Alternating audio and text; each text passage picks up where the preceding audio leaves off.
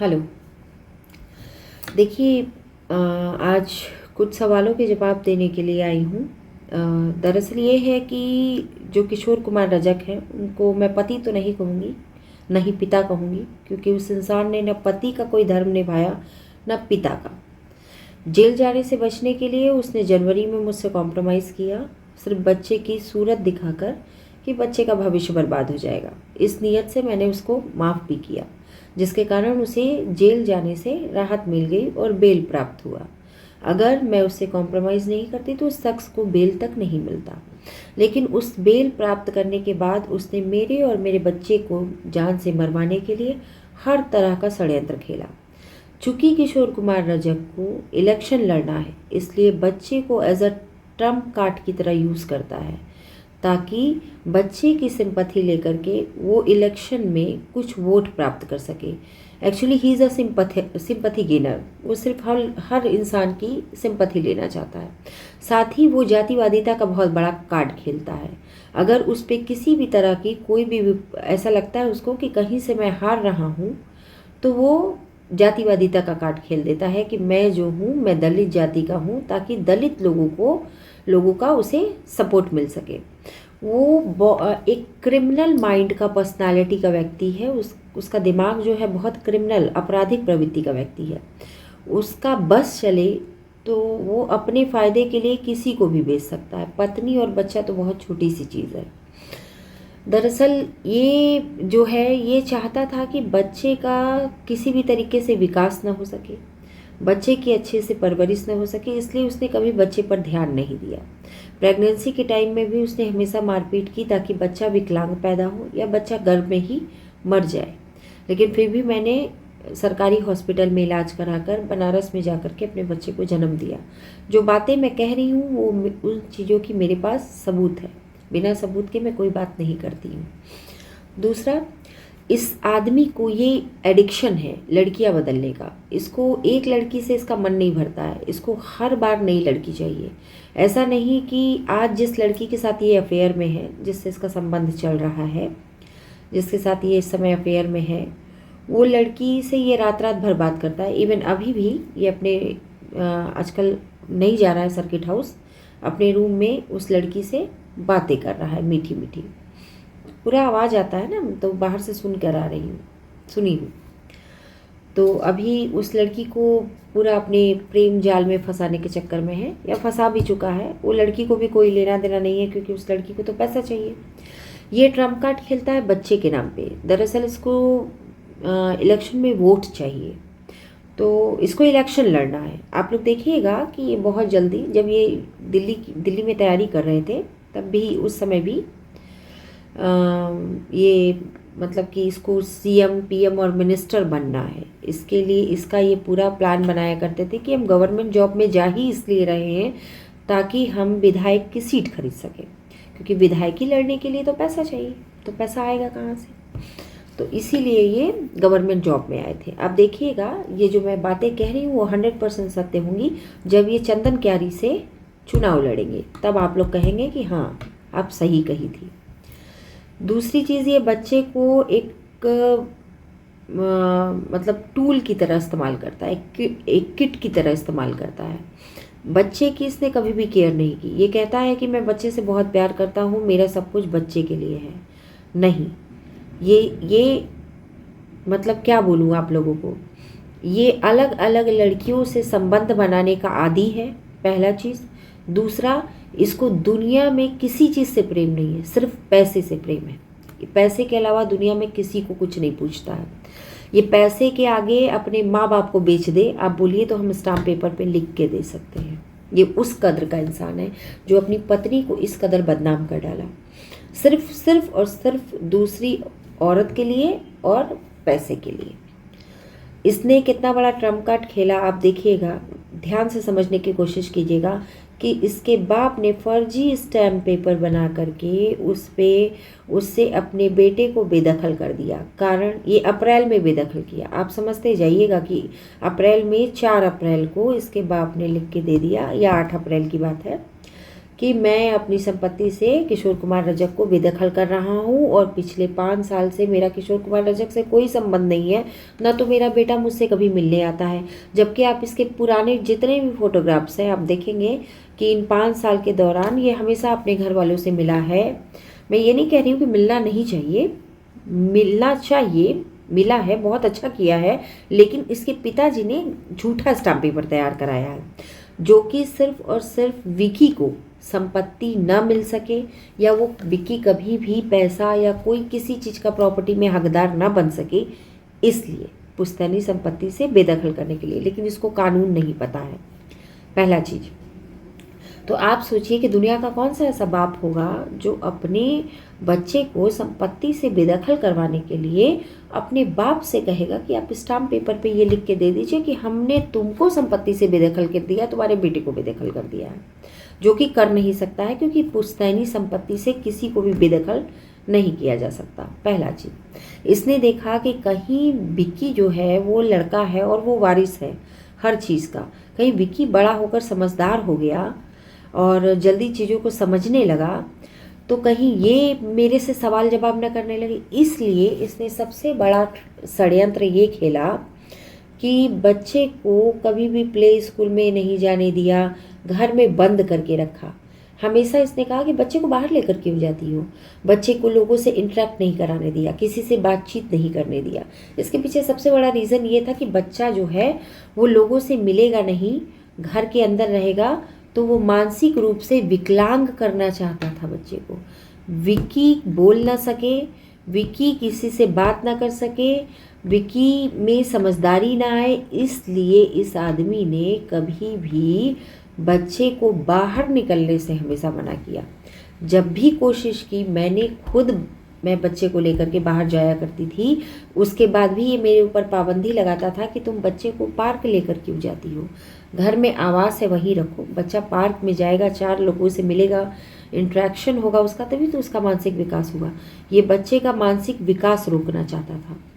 Even आज की घटना मैं बताती हूँ कि मैं बच्चे को घुमाने लेकर के गई थी और जब आई हूँ तो मैंने कहा कि विकी खाना खा के चलिए सोने, क्योंकि आपको सुबह स्कूल जाना है। तो कहता क्या है कि बच्चे को दिन भर घुमाती फिराती रहती है और रात में ले जाके सुला देती है और सुबह 5 बजे उठा के स्कूल ले जाती है। क्यों? बच्चे का स्कूल का टाइम है, दुनिया का हर बच्चा स्कूल जाता है।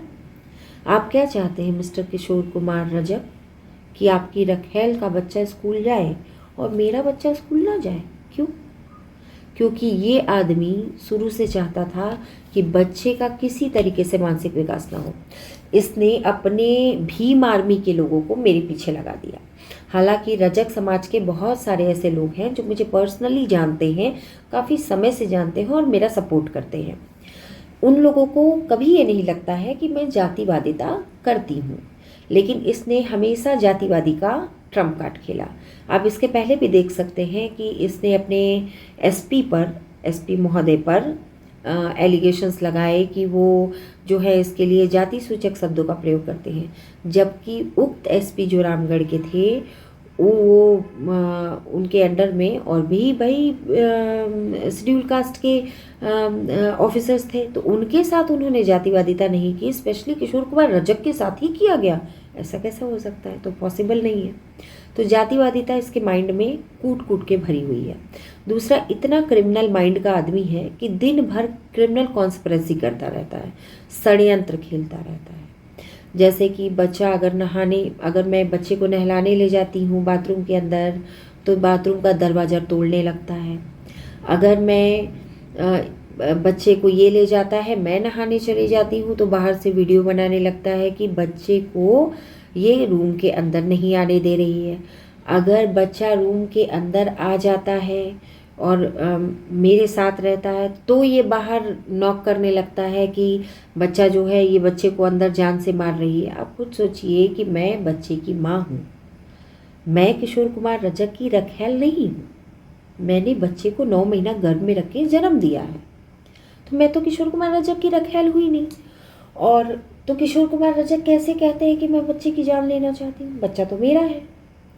किशोर कुमार रजक ने मेरे बच्चे को कभी भी, विकी को कभी भी अपना बच्चा नहीं माना। हमेशा से उसने यही कहा कि बच्चा जो है वो मेरा नहीं है, मैं उसका डीएनए टेस्ट कराऊंगा। उसके लिए भी मैं हमेशा राजी रही। जितने लोग मुझे और किशोर कुमार रजक को जानते हैं वो इस बात को बहुत अच्छी तरीके से जानते हैं। किशोर कुमार रजक ये कभी भी नहीं चाहता है कि विकी जो है वो समझदार हो, वो बोलना सीखे। क्यों? क्योंकि ये जितना क्राइम करता था मेरे साथ, जिस तरीके से ये मेरे साथ मारपीट करता था, जिस तरह का दुर्व्यवहार करता था, उसके कारण बच्चा सहम जाता था। अगर बच्चा बोलना प्रॉपरली जान पाता, अच्छे से सारी चीज़ें बोल लेता, तो इसकी पोल खोल के रख देता। तो इसीलिए किशोर कुमार रजक जो है वो हमेशा बच्चे के सामने मुझे मारता था, ताकि बच्चे में एक तरह का भय, डर ये पैदा हो, ताकि बच्चे की मानसिक स्थिति खराब हो जाए। ये हमेशा से विकी को मानसिक रूप से विकलांग बनाना चाहता था। ये कभी इसीलिए बच्चे का कभी एडमिशन नहीं कराना चाहा। मैंने कभी नहीं सोचा था कि एक बाप इस कदर का हो सकता है। मतलब आप खुद सोचिए कि ये जब सारी दुनिया में ये कहता है कि मैं बच्चे से बहुत प्यार करता हूँ और सब कुछ बच्चे का है, तो आप हमें ये बताइए कि हम कोर्ट से ऑर्डर लेने क्यों जाते हैं कि बच्चे का मेंटेनेंस दिया जाए, क्योंकि मेंटेन नहीं कर रहा है बच्चे को। आप लोग खुद सोच सकते हैं। तो कोर्ट ने ये ऑर्डर किया है कि ये बच्चे का प्रॉपर केयर नहीं करता है, पत्नी की रिस्पेक्ट नहीं करता है, उसमें साफ साफ लिखा हुआ है। देखिए, दुनिया में आम लोगों को किशोर कुमार रजक मूर्ख बना सकता है, लेकिन कोर्ट के जज की कुर्सी पे जो बैठे हैं उनको किशोर कुमार रजक बेवकूफ़ तो नहीं बना सकता। वो अगर सातिरपन खेलता है तो जज को अच्छे से पता चल जाता है कि ये कितना बड़ा सातिर है, क्योंकि ये आम आदमी को बेवकूफ़ बना सकता है। और कुछ लोग जो कि किशोर कुमार रजक के भक्त बने फिरते हैं, वो ये कहते हैं कि हाँ जय हिंद सर, आप तो बहुत अच्छे हैं सर, लेकिन उनको भक्ति करनी है। आसाराम बापू के भी बहुत सारे भक्त थे, तो किशोर कुमार रजक के भी बहुत सारे भक्त थे, इसमें कोई बड़ी बात नहीं है। लेकिन आसाराम बापू रेपिस्ट था, किशोर कुमार रजक भी कल्प्रिट है। आप खुद सोच सकते हैं। आप अगर थोड़े से समझदार हो जाएं, थोड़ा सा दिमाग लगाना शुरू करें, तो आप खुद सोच सकते हैं कि कितना बड़ा सातिर आदमी है। इसको जब अपनी रखेल से शादी करनी है और उससे रिश्ते को कंटिन्यू करना है, तो वो अपनी पत्नी को बदनाम करेगा, तभी तो दूसरी शादी करेगा। लेकिन भूल जाता है बेचारा, दिन भर बैठ के जो गूगल करता रहता है और यूट्यूब पे सर्च करता रहता है कि पत्नी को कैसे प्रताड़ित करे कि वो घर छोड़कर चली जाए, कैसे एक तरफा तलाक हो सकता है।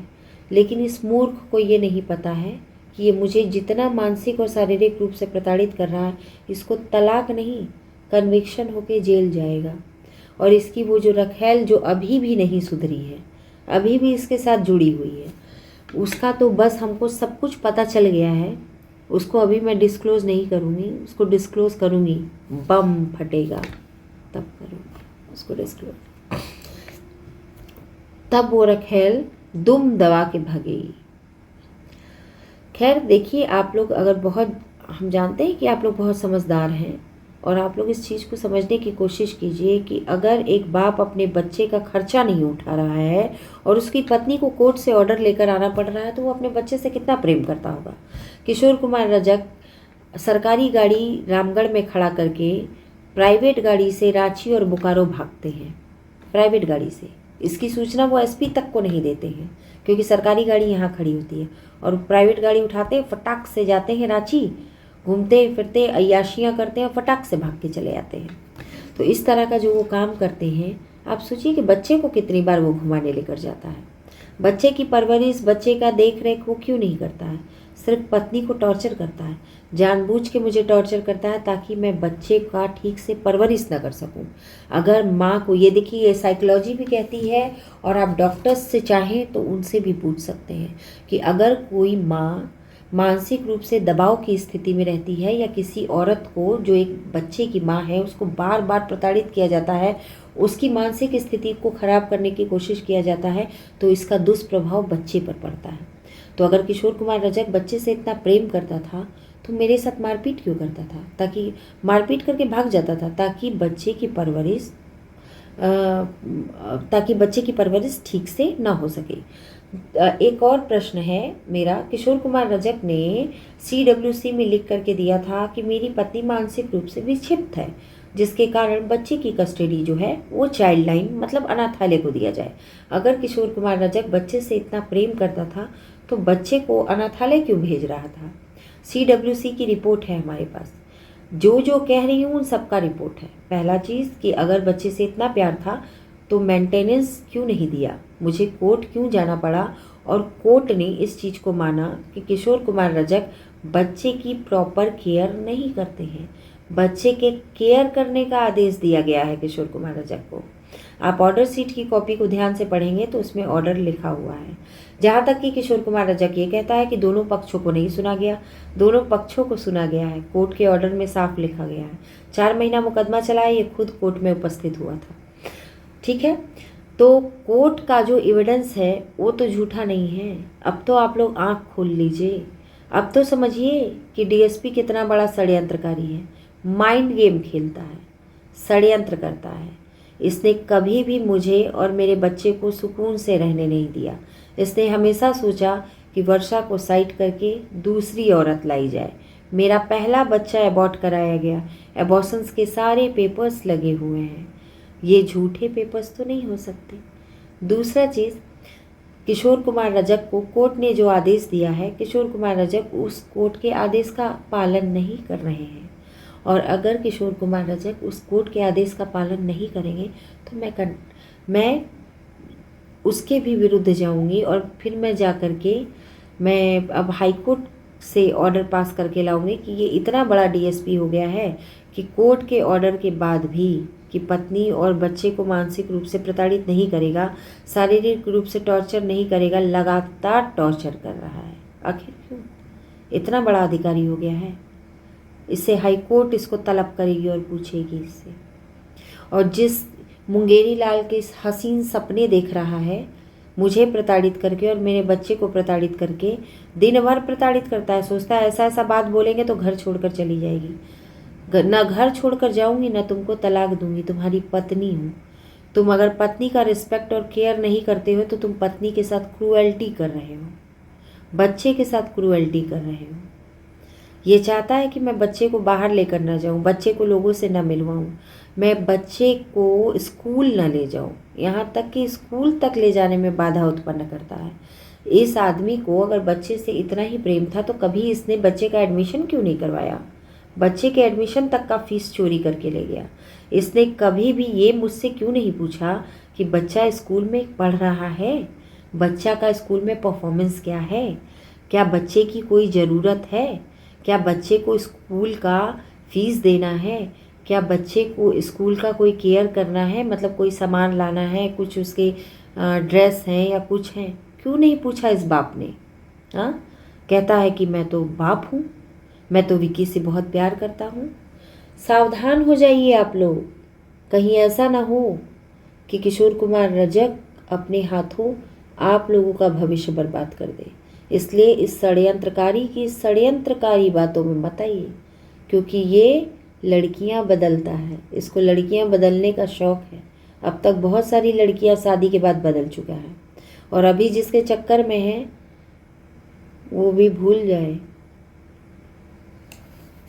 उसको भी मैं बता दी हूँ और फिर बता देना चाहती हूँ कि उसका कोई फ्यूचर नहीं है।